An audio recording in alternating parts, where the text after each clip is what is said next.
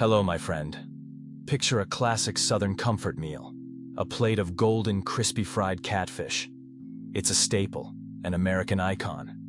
But what if I told you there's a massive global battle raging over this very fish? A battle that pits the ponds of Mississippi against the mighty rivers of Vietnam. There's a good chance the mild white fish you've eaten in a restaurant or bought from the frozen section didn't come from a local farm, but started its life 8,000 miles away.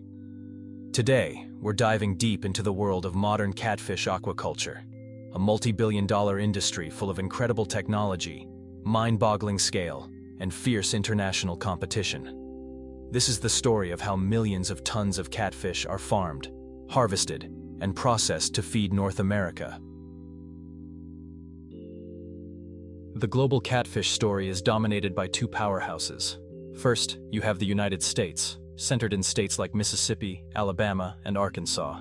Here, American channel catfish are raised in massive, man-made earthen ponds, some stretching over 20 acres. It's a highly controlled, scientific approach to farming on a vast, flat landscape.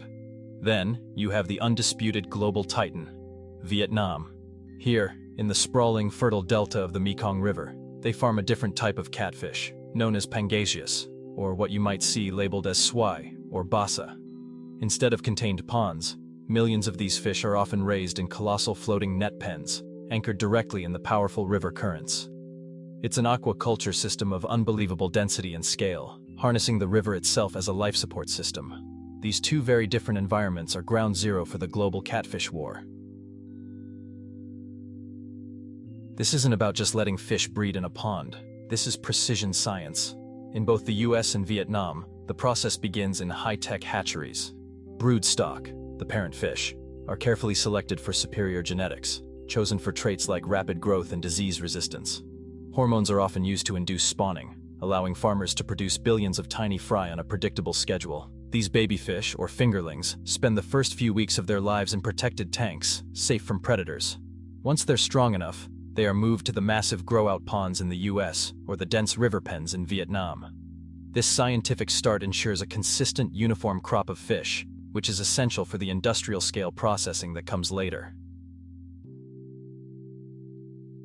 To grow millions of tons of fish, you need mountains of food. Modern catfish are fed a specially formulated, high-protein pellet. The composition of this feed is a science in itself, designed to maximize growth in the shortest amount of time. It's a carefully balanced mix of grains like soybeans and corn, along with fish meal and vitamins. In a large US farm, automated feeders spray pellets across the pond's surface.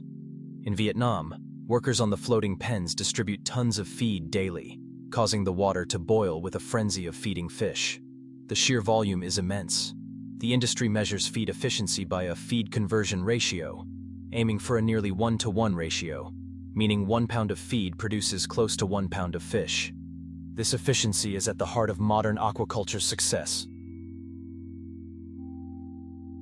Harvesting is a spectacle of efficiency. In the US, a large net called a sock net is used to corral the fish into one end of the pond, where they are lifted out by mechanical cranes. In Vietnam, the process is even more intense. Entire net pens are raised, or massive pumps and nets pull a river of living fish directly from the pens onto waiting barges. These barges deliver the live fish straight to the factory dock to ensure maximum freshness. And inside these factories, you witness a level of speed and precision that is hard to believe. Hundreds of workers line the processing belts. It's a blur of motion, a perfectly choreographed dance of stainless steel and practiced hands, each worker processing a fish in just a few seconds. They are gutted, deheaded, skinned, and filleted with incredible speed. A single Vietnamese factory can process hundreds of tons of fish every single day. This is where the competition gets political. Vietnamese Pangasius, due to its efficiency and lower labor costs, began to dominate the global market, including the US. This led to what many call the Catfish Wars of the early 2000s. American farmers lobbied for protection.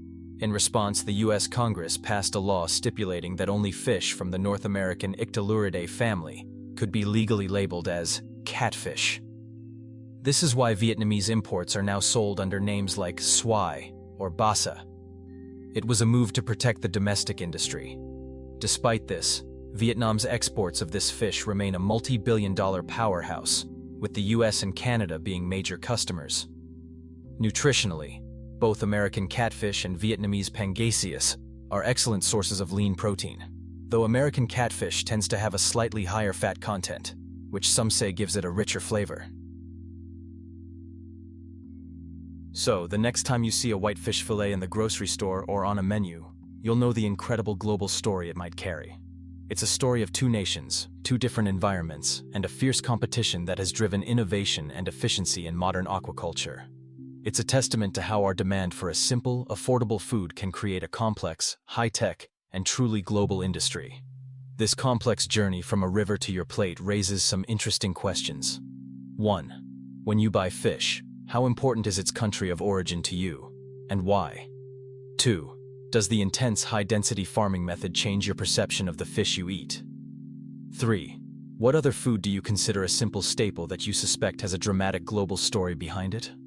If this deep dive into the world of catfish farming surprised you, hit that subscribe button and share this video with a friend. Your support helps us uncover the amazing stories behind the food we eat every day. Thanks for watching, my friend. We'll see you on the next one.